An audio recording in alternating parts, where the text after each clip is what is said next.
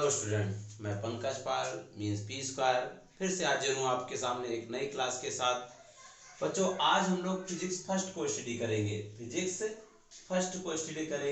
और ये physics first का सेकंड चैप्टर है। फर्स्ट चैप्टर आपका कंप्लीट हो चुका था। आज हम लोग सेकंड चैप्टर को स्टडी करेंगे और इसका नेम है electric flux and Gauss's theorem. Electric flux and Gauss's theorem मतलब वैद्युत फ्लक्स एवं गॉस की प्रमेय। वैद्युत फ्लक्स एवं गॉस की प्रमेय बेटा चैप्टर है। तो इस चैप्टर में हम लोग क्या स्टडी करेंगे? सबसे पहले हम लोग बात करते हैं एरिया वेक्टर की बात करते हैं। एरिया वेक्टर क्षेत्रफल सदिश की बात करते हैं बच्चों। क्षेत्रफल सदिश। तो बच्चों, क्षेत्रफल सदिश क्या होता है? वैसे तो स्टूडेंट्स आज तक आप लोगों ने पढ़ा हुआ कि एरिया मींस क्षेत्रफल। एरिया मींस क्षेत्रफल एक अदिश राशि है बच्चों। क्षेत्रफल एक, एरिया मतलब एक अदिश राशि है। लेकिन क्षेत्रफल को सदिश बनाकर पढ़ना है। क्षेत्रफल को सदिश बनाकर पढ़ना है, यानी एरिया को एक वेक्टर क्वांटिटी। वैसे एरिया एक स्केलर क्वांटिटी बच्चों, लेकिन एरिया को आज वेक्टर क्वांटिटी के फॉर्म में पढ़ना है, यानी इस क्षेत्रफल को सदिश राशि के रूप में पढ़ना है। तो देखिए बेटा, क्या है क्षेत्रफल सदिश? देखिए, किसी भी सतह, जैसे हमारे सामने है, एक हाथ हम अपना शो कर रहे हैं, किसी भी सतह के लंबवत जो काल्पनिक रेखा खींची जाती है बच्चों, किसके? किसी भी सतह के लंबवत खींची गई काल्पनिक रेखा को हम लोग क्या कहते हैं? क्षेत्रफल सदिश कहते हैं। या आप ये भी कह सकते हैं कि किसी पृष्ठ के, सतह मतलब पृष्ठ, किसी पृष्ठ के लंबवत खींची गई काल्पनिक रेखा को क्षेत्रफल सदिश कहते हैं। किसे क्षेत्रफल सदिश? किसी भी पृष्ठ के लंबवत खींची गई काल्पनिक रेखा को क्षेत्रफल सदिश कहते हैं। Means an imaginary perpendicular line drawn to a surface is known as area vector। क्या कहा गया बच्चों? किसी भी सरफेस के परपेंडिकुलर, किसी भी सरफेस के परपेंडिकुलर जो काल्पनिक रेखा खींची जाती है, उस काल्पनिक रेखा को हम लोग एरिया वेक्टर मतलब क्षेत्रफल सदिश कहते हैं बच्चों। क्लियर है? किसी भी सरफेस के परपेंडिकुलर जो काल्पनिक रेखा खींची जाती है उसको एरिया वेक्टर कहते हैं। जैसे मान लीजिए सरफेस बच्चों ये है, इस सरफेस के परपेंडिकुलर, अब ऐसे तो शो नहीं कर सकते हैं, ये एक सरफेस है, इसके परपेंडिकुलर, तो इस प्रकार तो बच्चों बाहर शो नहीं किया जा सकता। ये बच्चों इस सरफेस के परपेंडिकुलर जो इमेजिनरी रेखा ड्रा की जाती है, उस रेखा को हम लोग, लाइन को क्या कहते हैं बच्चों? एरिया वेक्टर कहते हैं। इसको वेक्टर डीए से इंडिकेट करते हैं। किससे बच्चों? वेक्टर डीए से इंडिकेट किया था। और इसका फार्मूला होता है vector d A is equal to n cap d A. Vector d is equal to n cap d A. ये आपको एरिया वेक्टर के बारे में बताया गया। क्या एरिया वेक्टर के बारे में बताया गया? कि किसी भी सरफेस के परपेंडिकुलर बच्चों, सरफेस के परपेंडिकुलर जो इमेजिनरी लाइन ड्रा की जाती है उसको एरिया वेक्टर कहते हैं बच्चों। अब बात आती है एरिया वेक्टर के बाद, सुनिएगा, घन कोण की बात करते हैं। घन कोण जिसको कहते हैं सॉलिड एंगल कहते हैं। क्या कहते हैं बच्चों? सॉलिड एंगल कहते हैं। घन कोण क्या बच्चों समझिएगा। सबसे देखिए, दो तरह से डिफिनेशन बताए जाएंगे।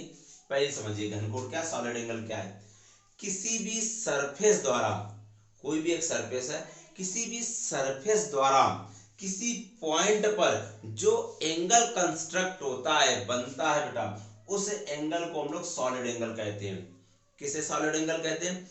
किसी भी सरफेस द्वारा किसी भी पॉइंट पर जो एंगल कंस्ट्रक्ट होता है उस एंगल को बच्चों हम लोग सॉलिड एंगल कहते हैं। जैसे समझिएगा, ये एक सरफेस है, ठीक, इस सरफेस द्वारा किसी एक पॉइंट पर, ये एक सरफेस है बच्चों यानी पृष्ठ है, इस पृष्ठ द्वारा किसी पॉइंट पर जो एंगल कंस्ट्रक्ट होता है,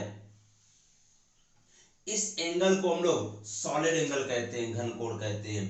किसी भी पृष्ठ द्वारा, किसी भी पृष्ठ द्वारा किसी बिंदु पर बनने वाले कोण को घन कोण कहते हैं। किसे घन कोण कहते हैं? किसी भी पृष्ठ द्वारा किसी बिंदु पर बनने वाले कोण को घनकोण कहते हैं। मींस ऐसा कह सकते हैं बच्चों कि किसी भी सरफेस द्वारा किसी पॉइंट पर जो एंगल कंस्ट्रक्ट होता है उस एंगल को हम लोग सॉलिड एंगल कहते हैं। यानी angle constructed at any point, angle constructed at any point by a surface is known as solid angle।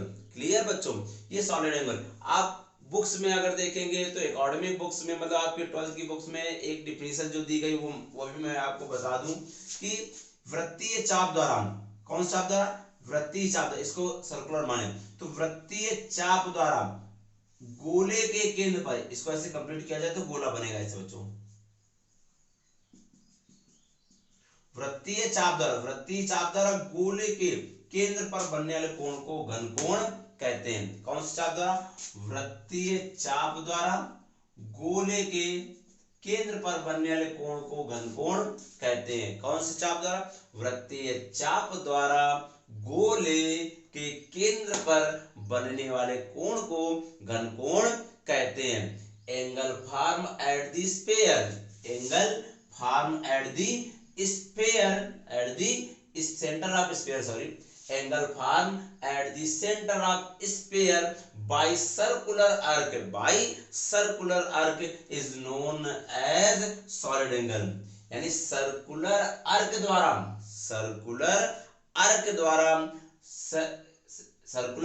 द्वारा सेंटर पर, किसके? स्फीयर के सेंटर पर जो एंगल कंस्ट्रक्ट होता है उस एंगल को हम लोग क्या कहते हैं? सॉलिड एंगल कहते हैं। क्लियर बच्चों, सर्कुलर आर्क द्वारा स्फीयर के सेंटर पर बनने वाले एंगल को सॉलिड एंगल कहते हैं बेटा। It is denoted by D omega, ठीक, it is denoted by D omega. और देखिए डी ओमेगा लिख दीजिए और डेल्टा ओमेगा भी लिख सकते हैं। क्या लिख सकते हैं? डेल्टा ओमेगा भी लिख सकते हैं। डी ओमेगा और डेल्टा ओमेगा भी लिख सकते हैं। तो सर्कुलर आर्क के द्वारा किसी भी स्फीयर के सेंटर पर जो एंगल कंस्ट्रक्ट होता है उस एंगल को हम लोग क्या कहते हैं? सॉलिड एंगल कहते हैं। डी ओमेगा या डेल्टा ओमेगा से रिप्रेजेंट किया जाता है। अब फार्मूला होता है delta omega is equal to delta A cos theta upon R square. Delta omega is equal to delta A cos theta upon R square. Delta omega is equal to delta A cos theta upon R square. और देखिए अगर angle ये ना दिया गया हो तो क्या हो जाएगा? Delta A upon R square. ये भी सॉलिड एंगल का फार्मूला बन जाएगा, यानी घनकोण का फार्मूला बन जाएगा। तो क्लियर घनकोण क्या?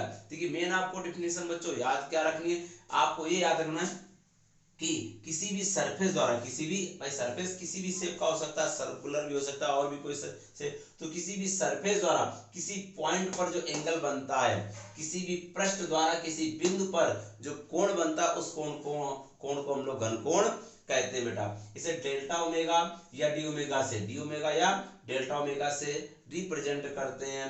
और डेल्टा ओमेगा इसको delta A cos theta upon R square. Delta जो है वो ये एक जो सरफेस है, इस सरफेस का एरिया है, सरफेस का एरिया बच्चों।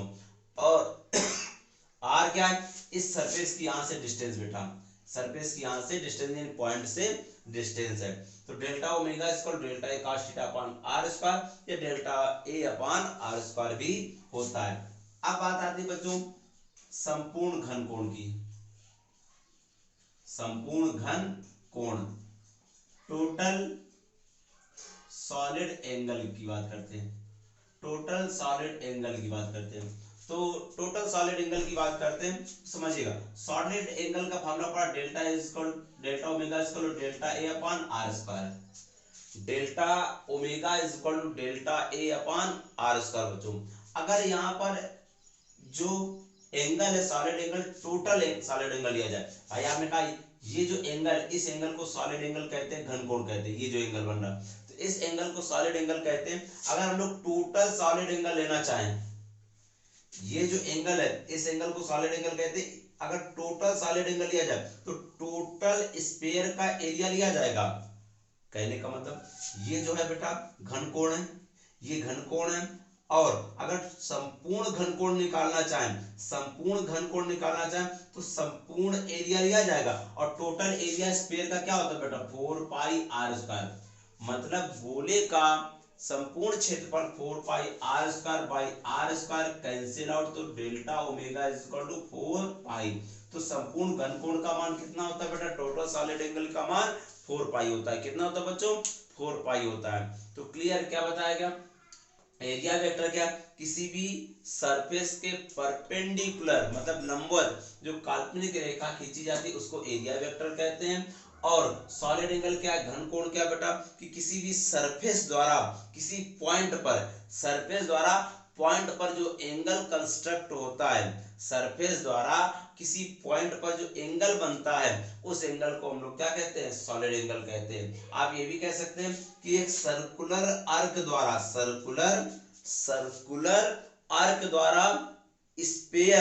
स्पेयर मतलब गोले के केंद्र पर जो एंगल बनता है उस एंगल को हम लोग क्या कहते हैं, सॉलिड एंगल कहते हैं। वृत्तीय चाप द्वारा गोले के केंद्र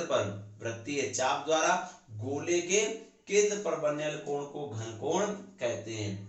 वृत्तीय चाप द्वारा गोले के केंद्र पर बनने वाले कोण को घनकोण कहते हैं। Angle form at the centre due to circular arc is known as solid angle. ये आपको सॉलिड एंगल के बारे में बात हो गई बच्चों। अब हम लोग चलते हैं, देखिए सॉलिड एंगल के बाद जो कि बहुत इंपॉर्टेंट है और हाई स्कूल में इस तरह का टॉपिक पढ़ भी चुके होंगे, वैद्युत फ्लक्स। ठीक है, तो अब हम लोग चलेंगे बच्चों वैद्युत फ्लक्स के बारे में। वैद्युत फ्लक्स जिसको कहते हैं इलेक्ट्रिक फ्लक्स। देखिए वैद्युत फ्लक्स क्या है, समझिएगा वैद्युत फ्लक्स क्या है। किसी भी कॉइल समझते बच्चों, कुंडली, जब किसी भी कॉइल को हम लोग इलेक्ट्रिक फील्ड मतलब वैद्युत क्षेत्र में रखते हैं, किसी भी कॉइल को इलेक्ट्रिक फील्ड में रखते हैं। इलेक्ट्रिक फील्ड मालूम ही है कि इलेक्ट्रिक लाइंस ऑफ फोर्सेस से कंस्ट्रक्ट होता है, ये वैद्युत बल रेखाओं से मिलकर बनता है। वैद्युत क्षेत्र किससे बच्चों, वैद्युत बल रेखाओं से मिलकर बनता है। तो ये वैद्युत बल रेखाएं मतलब इलेक्ट्रिक फील्ड है। इस वैद्युत बल रेखाओं के कारण ही वैद्युत क्षेत्र बनता है। अब इस वैद्युत क्षेत्र में एक कुंडली रख दी हमने, कॉइल रख दी। क्या रख दी बच्चों, एक कॉइल रख दी। तो इस कॉइल से कुछ नंबर ऑफ लाइंस पास हो रही कि नहीं, बल रेखाएं पास हो रही कि नहीं। ऐसा कि आप देख रहे हैं कि जैसे ही इस कॉइल को हमने इस इलेक्ट्रिक फील्ड मतलब वैद्युत क्षेत्र में रखा, इस कुंडली को इस वैद्युत क्षेत्र में रखा, तो कुंडली से कुछ बल रेखाएं होकर जा रही हैं। तो कुंडली के एकांक क्षेत्रफल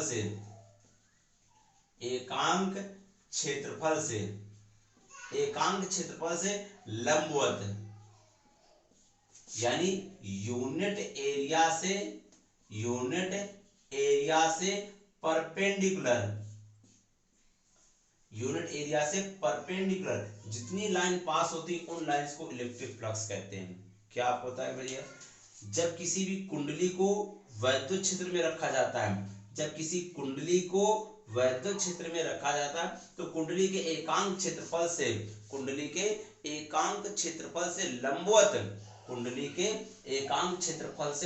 लंबवत जितनी बल रेखाएं होकर जाती हैं उन बल रेखाओं की संख्या को वैद्युत फ्लक्स कहते हैं। किसे वैद्युत फ्लक्स कहते हैं, जब किसी कुंडली को वैद्युत क्षेत्र में रखा जाता है तो कुंडली के एकांक क्षेत्रफल से लंबवत जितनी बल रेखाएं होकर जाती हैं उन बल रेखाओं की संख्या को वैद्युत फ्लक्स कहते हैं। Number of electric lines passes perpendicular through unit area is known as electric flux। यानी किसी कॉइल को जब इलेक्ट्रिक फील्ड में रखते हैं तो कॉइल के यूनिट एरिया से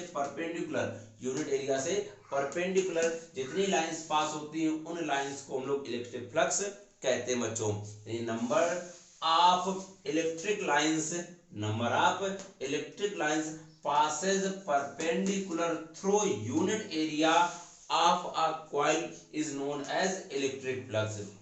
यानी कॉइल को इलेक्ट्रिक फील्ड में रखने पर उस कॉइल के यूनिट एरिया से जितनी नंबर ऑफ लाइंस परपेंडिकुलर पास होती हैं उन लाइंस को हम लोग क्या कहते हैं, इलेक्ट्रिक फ्लक्स कहते हैं। क्लियर बच्चों। अब देखिए इलेक्ट्रिक फ्लक्स को फाई से डिनोट करते हैं, किससे, फाई से डिनोट करते हैं। इलेक्ट्रिक फ्लक्स को फाई से डिनोट किया जाता है और इसका फार्मूला होता है बच्चों फाई इज इक्वल टू, ठीक है, phi is equal to vector E dot D A vector, vector E dot D A vector. यानी दूसरी डेफिनेशन ये भी कह सकते हैं कि वैद्युत क्षेत्र की तीव्रता, वैद्युत क्षेत्र की तीव्रता और क्षेत्रफल सदिश के डॉट मतलब अदिश गुणन को हम लोग वैद्युत फ्लक्स कहते हैं। किसे वैद्युत फ्लक्स कहते हैं, वैद्युत क्षेत्र की तीव्रता बच्चों, वैद्युत क्षेत्र की तीव्रता और क्षेत्रफल सदिश के अदिश मतलब डॉट प्रोडक्ट को हम लोग वैद्युत फ्लक्स कहते हैं। मतलब द डॉट मल्टीप्लिकेशन और scalar multiplication, the dot multiplication of intensity of electric field to the area vector is known as electric flux। यानी intensity of electric field, intensity of electric field और area vector के dot product को हम लोग electric flux कहते हैं। Clear है। यानी दो डिफिनेशन बताई। एक डिफिनेशन ये कि कॉइल को इलेक्ट्रिक फील्ड में रखो तो कॉइल से जितनी नंबर ऑफ लाइंस परपेंडिकुलर पास होती उसे हम लोग क्या कहेंगे, इलेक्ट्रिक फ्लक्स कहेंगे। मतलब कुंडली को वैद्युत क्षेत्र में रखने पर कुंडली के एकांक क्षेत्रफल से लंबवत जितनी बल रेखाएं पास होंगी उसे वैद्युत फ्लक्स कहेंगे। दूसरी डिफिनेशन कि वैद्युत क्षेत्र की तीव्रता और क्षेत्रफल सदिश के डॉट प्रोडक्ट मतलब अदिश गुणन को हम लोग वैद्युत फ्लक्स कहते हैं। यानी स्केलर मल्टीप्लिकेशन और dot multiplication of intensity of electric field to the area vector is known as electric flux. अब बात आती है, समझिएगा, यूनिट ऑफ, इसका एक फार्मूला और बना सकते हैं बच्चों, F equal to E d A cos theta, क्योंकि 11th में पढ़ा होगा A dot B is equal to A B cos theta, A B cos theta. Unit की बात करते हैं, unit of electric flux, electric flux यानी इसका मात्रक निकालें अगर तो मात्रक कैसे निकालेंगे, सबसे पहले समझिए phi is equal to E dot D A,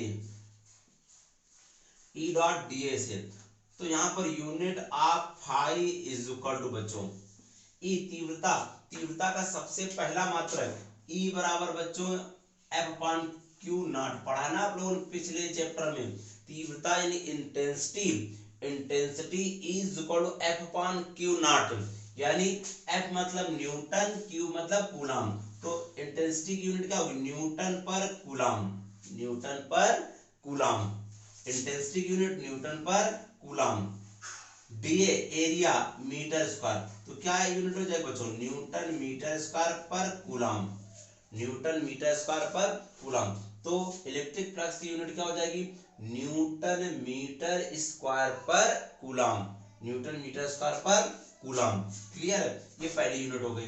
दूसरी यूनिट कैसे निकालेंगे बच्चों, समझिएगा, phi is equal to again E dot D A से, phi is equal to E dot D A का यूज करें तो इसकी यूनिट निकालेंगे, unit of phi is equal to E की एक यूनिट बेटा, ई की एक यूनिट इस तरीके आपने पढ़ा v is equal to E d. अरे पोटेंशियल और इंटेंसिटी में रिलेशन विभव और तीव्रता में याद करने का तरीका बताया जाता है, वेद, वेद v is equal to E d, E is equal to v upon d, v is equal to E d से e is equal to v upon d मतलब वोल्ट पर मीटर। तो दूसरी यूनिट क्या होती है बच्चों, e की वोल्ट पर मीटर इनटू मीटर स्क्वायर, तो 1 मीटर से मीटर कट जाएगा तो वोल्ट इनटू मीटर। इसकी दूसरी यूनिट क्या होगी बच्चों, वोल्ट इनटू मीटर। इसके बाद हम लोग बच्चों चर्चा करते हैं इसके डायमेंशन की। तो डायमेंशन माने विमीय सूत्र, यानी विमीय सूत्र की बात करते हैं। तो विमीय सूत्र फाई इज इक्वल टू बेटा, phi is equal to E dot D A. अब इंटेंसिटी की डायमेंशन, इंटेंसिटी की डायमेंशन क्या होती है, अगर डायमेंशन है तो इंटेंसिटी की एम एल टी माइनस 3 ए माइनस 1। कैसे है बच्चों, अरे इंटेंसिटी डायमेंशन निकालने का तरीका समझिएगा।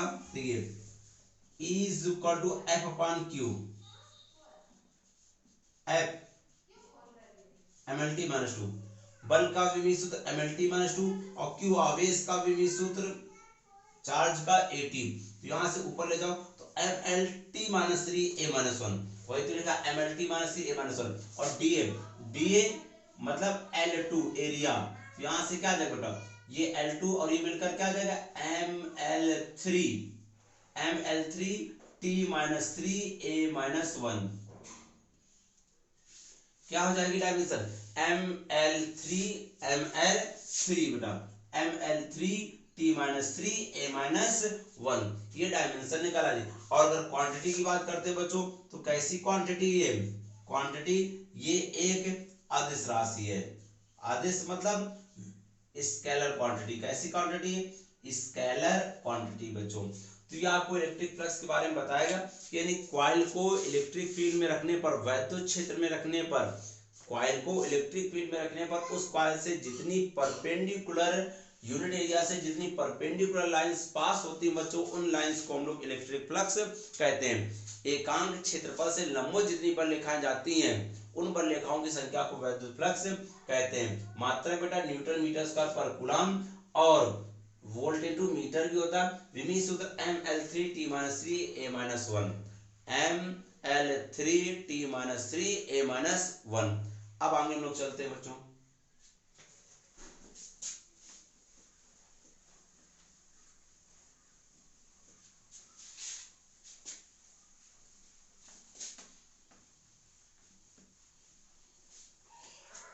देखिए बच्चों अब हम लोग चलते हैं, देखिए गॉस की प्रमेय वेरी वेरी मोस्ट इंपॉर्टेंट है।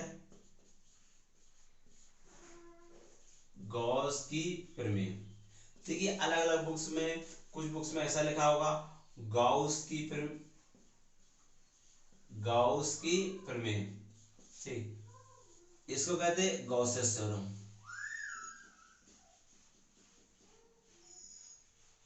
गॉसेस थ्योरम ये बहुत ही इंपॉर्टेंट बोर्ड पेपर के लिए 100% आता है कि गॉस की प्रमेय से आप क्या समझते हैं, इसे लिखकर सिद्ध कीजिए। What do you understand by Gauss's theorem, state and prove it, यानी बहुत इंपॉर्टेंट है, तो समझिए गॉस की प्रमेय क्या है। सबसे पहले तो ये बता दें हम आप लोगों को कि गॉस की प्रमेय, Gauss's theorem is just only applicable for close surface. Close surface मतलब बंद पृष्ठों के लिए। गॉस की प्रमेय केवल और केवल जो है बच्चों बंद पृष्ठों के लिए लागू होती है। क्या बताया गया, गॉस की प्रमेय केवल और केवल बंद पृष्ठों के लिए लागू होती है, ओपन सरफेस के लिए गॉस की थ्योरम एप्लीकेबल नहीं है। क्या कहा गया बच्चों, गॉस की प्रमेय केवल और केवल बंद पृष्ठों के लिए लागू होती है, खुले पृष्ठों के लिए गॉस की प्रमेय लागू नहीं होती है। अब बात आती है, समझिए गॉसेस थ्योरम क्या, तो गॉस एक साइंटिस्ट है, उन्होंने स्टेट किया था, गॉस एक साइंटिस्ट थे, उन्होंने स्टेट किया था मतलब बताया था बच्चों कि किसी भी बंद पृष्ठ से, किसी भी बंद पृष्ठ से निकलने वाला वैद्युत फ्लक्स, किसी भी बंद पृष्ठ से निकलने वाला वैद्युत फ्लक्स मतलब इलेक्ट्रिक फ्लक्स जो होता है वो उस पृष्ठ के आवेश, उस पृष्ठ के आवेश का 1/k एप्सिलॉन नॉट गुना होता है। क्या बताया था कि वैद्युत फ्लक्स आवेश का 1/k एप्सिलॉन नॉट गुना होता है, मतलब फ्लक्स ज्यादा होता है बेटा, फ्लक्स ज्यादा होता है किससे, आवेश से। कितना ज्यादा, 1/k एप्सिलॉन नॉट गुना होता है। यानी अकॉर्डिंग टू गॉसेस थ्योरम, यानी गॉस थ्योरम ये स्टेट करती है कि किसी भी क्लोज सरफेस से इमिटेड फ्लक्स, क्लोज सरफेस से इमिटेड फ्लक्स जो होता है वो उस सरफेस के चार्ज का 1/k एप्सिलॉन नॉट टाइम्स होता है। Is emitted flux from a close surface always be 1/k epsilon not times of its charge. Emitted flux from close surface always be equal to 1/k epsilon not times of its charge. यानी किसी भी close surface से, किसी भी close surface से जो emitted flux है वो चार्ज का 1/k एप्सिलॉन नॉट टाइम्स होता है। यानी वैद्युत फ्लक्स आवेश का 1/k एप्सिलॉन नॉट गुना होता है। किसी भी बंद पृष्ठ से निकलने वाला वैद्युत फ्लक्स आवेश का 1/k एप्सिलॉन नॉट गुना होता है। याद रखिएगा, फ्लक्स आवेश का 1/k∁0 गुना होता है। Means flux is Q/k∁0 times of its charge. ये याद रखिए, गॉसेस थ्योरम है। क्लियर बच्चों?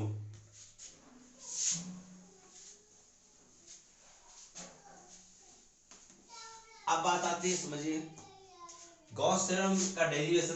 तो डेरिवेशन पढ़ने के लिए कुछ आपको थोड़ा सा पॉइंट्स पढ़ने पड़ेंगे। सबसे पहले आपको पढ़ना पड़ेगा चार्ज डेंसिटी। चार्ज डेंसिटी इसको कहते हैं आवेश घनत्व। आवेश घनत्व चार्ज डेंसिटी क्या बच्चों सुनेगा, किसी भी सरफेस यानी ऑब्जेक्ट भी कह सकते हैं, किसी भी ऑब्जेक्ट को चार्ज देने के, चार्ज डिस्ट्रीब्यूट करने के जो प्रोसेस है उसको हम लोग चार्ज डेंसिटी कहते हैं। किसी भी वस्तु को आवेश देने की क्रिया को आवेश घनत्व कहते हैं। किसे आवेश घनत्व कहते हैं? किसी वस्तु को आवेश देने की क्रिया को बच्चों आवेश घनत्व कहते हैं। किसे आवेश घनत्व कहते हैं? किसी वस्तु को आवेश देने की क्रिया को आवेश घनत्व कहते हैं। डिस्ट्रीब्यूटिंग ऑफ चार्ज, डिस्ट्रीब्यूटिंग मतलब वितरण, distributing of charge to a substance is known as charge density। किसे चार्ज डेंसिटी कहेंगे? Distributing of charge to a substance is known as charge density. यानी किसी भी सब्सटेंस को चार्ज डिस्ट्रीब्यूट करने के प्रोसेस को चार्ज डेंसिटी कहते हैं। क्लियर? अब चार्ज डेंसिटी बच्चों तीन प्रकार की होती है। कितने प्रकार के? तीन प्रकार के। सबसे पहला बच्चों लीनियर चार्ज डेंसिटी, जिसको कहते हैं रेखीय आवेश घनत्व, या आवेश का रेखीय घनत्व भी कह सकते हैं। ठीक है, दूसरा नंबर ये फर्स्ट नंबर। सेकंड नंबर बच्चों आवेश का पृष्ठ घनत्व, यानी सरफेस चार्ज डेंसिटी, आवेश का पृष्ठ घनत्व। और तीसरा बच्चों वॉल्यूम चार्ज डेंसिटी, यानी आवेश का आयतन घनत्व, आवेश का आयतन घनत्व। तो आवेश घनत्व तो क्लियर बच्चों। आवेश घनत्व क्या? किसी भी वस्तु को आवेश देने की क्रिया को, किसी भी ऑब्जेक्ट को चार्ज डिस्ट्रीब्यूट करने के प्रोसेस को हम लोग चार्ज डेंसिटी कहते हैं, आवेश घनत्व कहते हैं। तीन प्रकार का होता है, linear charge density, surface charge density और वॉल्यूम चार्ज डेंसिटी। रेखीय आवेश घनत्व, पृष्ठ आवेश घनत्व और आयतन आवेश घनत्व। हम लोग इनके बारे में चर्चा करते हैं, समझिएगा। देखिए समझिए, पहले तो हम कंडीशन बता दें कब कौन उत्पन्न होगा, कब ये प्रोड्यूस होंगे। सबसे पहले अगर किसी भी सब्सटेंस को चार्ज देने पर चार्ज उसकी टोटल लेंथ में डिस्ट्रीब्यूट हो जाए, किसी भी सब्सटेंस को चार्ज देने पर चार्ज टोटल लेंथ में डिस्ट्रीब्यूट हो जाए, तो इस प्रकार की चार्ज डेंसिटी को हम लोग लीनियर चार्ज डेंसिटी कहेंगे। क्या बताया गया कि चार्ज डोनेट करने पर, यानी आवेश देने पर आवेश पूरी लंबाई में फैल जाए, आवेश पूरी लंबाई में फैल जाए तो रेखीय आवेश घनत्व उत्पन्न होता है। कब रेखीय आवेश उत्पन्न होता है? कि जब चार्ज टोटल लेंथ में फैल जाए। कहां फैले? लेंथ मतलब लंबाई में फैल जाए। आवेश देने पर आवेश पूरी लंबाई में फैल जाए तो रेखीय आवेश घनत्व उत्पन्न होता है। यानी if charge will be distributed to whole length of a substance, then linear charge density will be produced। अब प्रश्न घनत्व क्या? कि आवेश देने पर आवेश पूरे क्षेत्रफल में फैल जाए। किसमें फैल जाए? क्षेत्रफल में फैल जाए। क्षेत्रफल मतलब उसके एरिया कह सकते हैं, सरफेस में भी कह सकते हैं। उसके टोटल सरफेस मतलब पृष्ठ में फैल जाए तो क्या उत्पन्न होगा? आवेश का पृष्ठ घनत्व उत्पन्न होगा।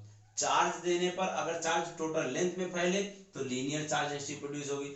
आवेश देने पर, चार्ज देने पर चार्ज पूरे क्षेत्रफल मतलब सरफेस में फैले तो सरफेस चार्ज डेंसिटी प्रोड्यूस होगी। और आवेश देने पर आवेश उसके टोटल वॉल्यूम में डिस्ट्रीब्यूट हो, वॉल्यूम मतलब आयतन में वितरित हो। किसमें? आयतन में वितरित हो तो आयतन आवेश घनत्व उत्पन्न होगा।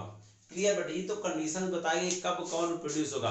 अगर चार्ज टोटल लेंथ में डिस्ट्रीब्यूट हो तो लीनियर, चार्ज डिस्ट्रीब्यूट करने पर अगर चार्ज टोटल सरफेस में डिस्ट्रीब्यूट हो तो surface charge density, charge distribute करने पर अगर चार्ज उसके टोटल वॉल्यूम में डिस्ट्रीब्यूट हो तो वॉल्यूम चार्ज डेंसिटी प्रोड्यूस होगी। क्लियर? यानी आवेश देने पर अगर आवेश पूरी लंबाई में फैले तो रेखीय आवेश घनत्व उत्पन्न होगा, आवेश देने पर आवेश पूरे क्षेत्रफल में फैले तो पृष्ठ आवेश घनत्व उत्पन्न होगा, और आवेश देने पर आवेश पूरे आयतन में फैले तो आयतन आवेश घनत्व उत्पन्न होगा। क्लियर बच्चों?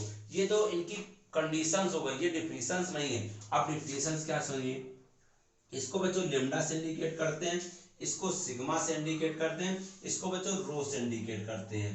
ठीक, लेम्डा सिग्मा रो। अब बात आती है इसकी डिफिनेशन। देखिए तो लेम्डा इज इक्वल टू, इसकी definition lambda is equal to Q upon L, lambda is equal to Q upon L, sigma is equal to Q upon A बच्चों, और rho is equal to Q upon V होता है। Formula याद रखिए, lambda is equal to Q upon L, sigma is equal to Q upon A, और rho is equal to Q upon V. तो definition अब क्या बनेगी सुनिएगा, किसी भी वस्तु को दिए गए आवेश, किसी भी वस्तु को दिए गए आवेश और उस वस्तु की लंबाई के अनुपात को रेखीय आवेश घनत्व कहते हैं। किसे रेखीय आवेश घनत्व कहते हैं? किसी भी वस्तु को दिए गए आवेश और उस वस्तु की लंबाई के अनुपात को रेखीय आवेश घनत्व कहते हैं। किसी वस्तु को दिए गए आवेश और उस वस्तु के पृष्ठ क्षेत्रफल के अनुपात को पृष्ठीय आवेश घनत्व या आवेश का पृष्ठ घनत्व कहते हैं। आवेश और लंबाई के अनुपात को रेखीय आवेश घनत्व कहते हैं, आवेश क्षेत्रफल के अनुपात को आवेश का पृष्ठ घनत्व कहते हैं, और इसी प्रकार आवेश और आयतन के अनुपात को आयतन आवेश घनत्व कहते हैं। क्लियर? मतलब the ratio of given charge to a conductor to its length is known as linear charge density. यानी किसी भी सब्सटेंस को दिए गए चार्ज और उस सब्सटेंस की लेंथ के रेशियो को लीनियर चार्ज डेंसिटी कहते हैं। इसी प्रकार किसी भी सब्सटेंस को दिए गए चार्ज और उस सब्सटेंस के क्रॉस सेक्शन एरिया के रेशियो को हम लोग सरफेस चार्ज डेंसिटी कहते हैं। किसी भी सब्सटेंस को दिए गए चार्ज और उस सब्सटेंस के वॉल्यूम के रेशियो को क्या कहते हैं हम लोग? वॉल्यूम चार्ज डेंसिटी कहते हैं। कुल मिला के आपको ये याद रखना कि जो भी चार्ज डेंसिटी होगी उसी के से डिवाइड करना है। जैसे लीनियर तो लेंथ से डिवाइड, सरफेस एरिया से डिवाइड, और वॉल्यूम तो वॉल्यूम से डिवाइड कर दे। दूसरी डेफिनेशन बन जाएगी सुनिएगा, यहाँ पर एल को क्या कर लो? यूनिट 1 मीटर, तो क्या बन जाएगी? Then lambda is equal to Q upon 1, तो लेम्डा इज इक्वल टू क्या जाएगा? Lambda is equal to Q, यानी एकांक, यूनिट को मतलब एकांक, एकांक लंबाई में उपस्थित आवेश को रेखीय आवेश घनत्व कहते हैं। किसे बेटा? एकांक लंबाई में उपस्थित आवेश को रेखीय आवेश घनत्व कहते हैं। यानी charge present in unit, charge present in unit length, charge present in unit length is known as linear charge density. Unit length में जितना चार्ज प्रेजेंट होता है उसे हम लोग क्या कहते हैं? लीनियर चार्ज डेंसिटी कहते हैं। मतलब एकांक लंबाई में उपस्थित आवेश को रेखीय आवेश घनत्व कहते हैं। इसी प्रकार अब इसको बनाना चाहें तो इसको यूनिट, तो एकांक क्षेत्रफल में जितना आवेश उपस्थित होता है उसे हम लोग आवेश का पृष्ठ घनत्व कहते हैं। एकांक क्षेत्रफल में जितना आवेश उपस्थित होता है उस आवेश को हम लोग क्या कहते हैं? आवेश का पृष्ठ घनत्व कहते हैं। यानी चार्ज प्रोड्यूसेस या present in unit area, charge produces in unit area is known as surface charge density. इसी प्रकार चार्ज प्रोड्यूसेस या present in unit volume is known as, unit volume में जितना चार्ज प्रेजेंट होता है उसको हम लोग वॉल्यूम चार्ज डेंसिटी कहते हैं। अगर हम लोग इसको मात्रा इसकी यूनिट निकालना चाहें तो क्या हो जाएगी इस यूनिट? कूलाम पर मीटर। अरे बच्चों इससे देखिए यूनिट निकालना चाहे, lambda is equal to Q upon L, तो क्यू मतलब कूलाम, कूलाम पर मीटर, इसकी यूनिट क्या हो जाएगी? कूलाम पर मीटर स्क्वायर, कूलाम पर मीटर स्क्वायर, और इसकी यूनिट क्या हो जाएगी? कूलाम पर मीटर क्यूब। तो ये यूनिट हो गई। डायमेंशन भी निकालना चाहे तो डायमेंशन क्यू मतलब 80 अपॉन एल, तो L minus 1 T A, L minus 2 T A हो जाएगी, एल माइनस 3 टी ए हो जाएगी। तो ये आपको क्या बताया गया कि चार्ज डेंसिटी के बारे में बताया गया। तो आज की क्लास बेटा यहीं पर फिनिश होती है। नेक्स्ट क्लास में हम गॉसेस थ्योरम को डेराइव करेंगे। गॉसेस थ्योरम कैसे डेरिवेशन होती है, बहुत इंपॉर्टेंट है गॉसेस थ्योरम। Thank you.